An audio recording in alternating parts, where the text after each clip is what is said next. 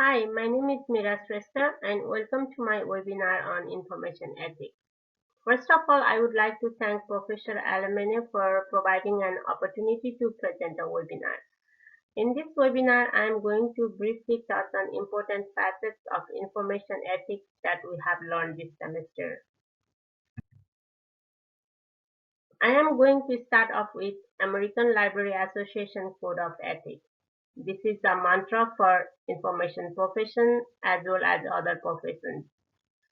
As library professionals, we should provide the highest level of services to all library users, equitable access, and accurate, unbiased, and courteous responses to all requests. All users have right to the free access to information.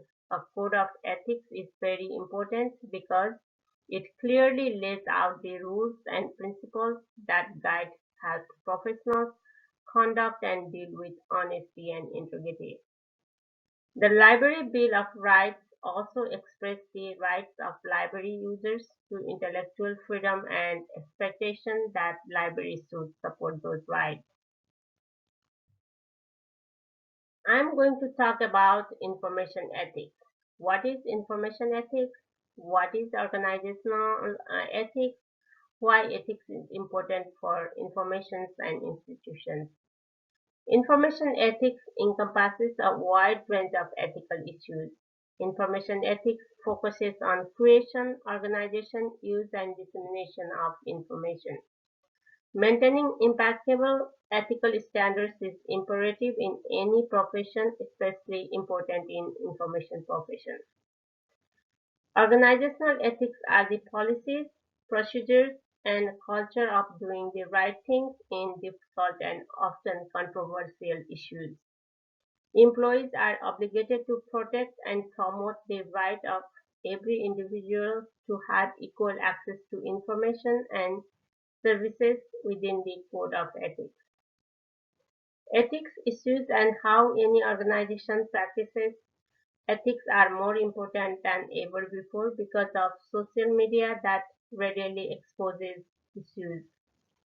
Employees are the backbone of organizations and they must follow organizational values and ethics that bring the success of every organization.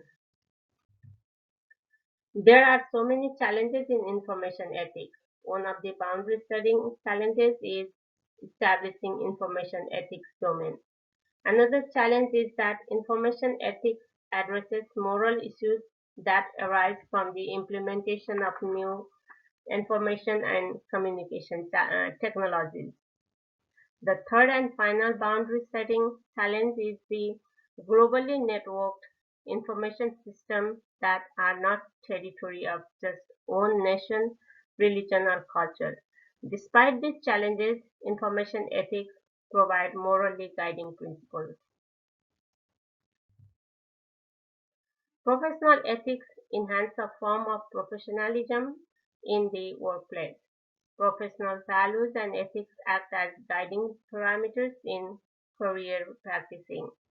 Codes of professional ethics are often established by professional organizations to help guide members in performing their job functions with sound and consistent ethical principles. Ethical practice is very important in the workplace. There would be an implication if ethical behavior of employees at workplace is compromised. All employees and colleagues should be treated fairly without discrimination and customers should be treated with respect and dignity. Organizations must implement their own code of ethics with strong ethics program to make sure that everyone follows it while making the decision on or treating customers. Whoever does not follow the code of ethics should be questioned and take action to avoid disruptive work environment.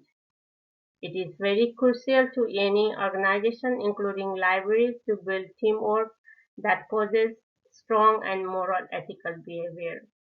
Professionalism is an individual's conduct in the related field, and professional ethics guide and govern an individuals' behavior that helps them to engage in ethical responsibilities when making a decision. Libraries have historically positioned themselves as pillars of information and inclusion in society. Digital inclusion becomes prevalent in today's information world. It has been crucial to participate in modern digitally connected society. Access and use of information and communication technologies impact individuals and community as a whole.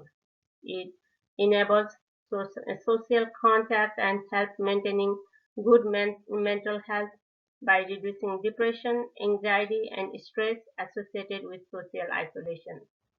A digitally inclusive community is also important to economic and workforce development, education, healthcare, and public safety, as well as to access government services and information. However, there are many ethical issues associated with different aspects of digital inclusion. Data privacy is very important, and new users should learn about privacy protecting tools and technical skills required to navigate today's societies. Digital literacy class should be given to novice public internet users so that data abuse can be avoided at some level. Digital inclusion helps to alleviate social and economic inequalities by giving people the technical skills they need. Intellectual property is the core value of librarianship. Intellectual property is to have an exclusive right to use its own ideas or other assets without having a competition for a specific period of time. The reasoning for intellectual property is to encourage innovation without the fear that a competitor will steal the idea. Intellectual freedom is also a core value of the library profession, and it is the right of every individual to seek and receive information without any restriction. The American Library Association adopted the Library Bill of Rights that provides rights of library users to read and receive the information as defined by the Constitution of the United States. It also states that libraries should provide materials and information presenting all points of view, and an individual's right to use library materials and services should not be denied because of their origin, background, age, or views. Open access to the internet should be conveniently available to the academic community in a college or university library. The right of access to information is crucial in knowledge production. Data privacy has always been important and more so in the 21st century's digital world. Part of living in the digital era is understanding that our private information is more vulnerable than ever before. Now, a single company can possess the personal data information of millions of customers. It should be in companies' policy that they must keep their customers' data private and secure so that customers' identities stay as safe and protected as possible. However, sometimes data breaches happen which allows hackers to gain unauthorized access to the customer's private, secure, or confidential personal and financial data. The organization must take decisions about the privacy at every stage of handling and storing the data. They must adopt the rules about who should have access to stored data and who is responsible for security of data and ensuring that policies relating to data privacy are followed.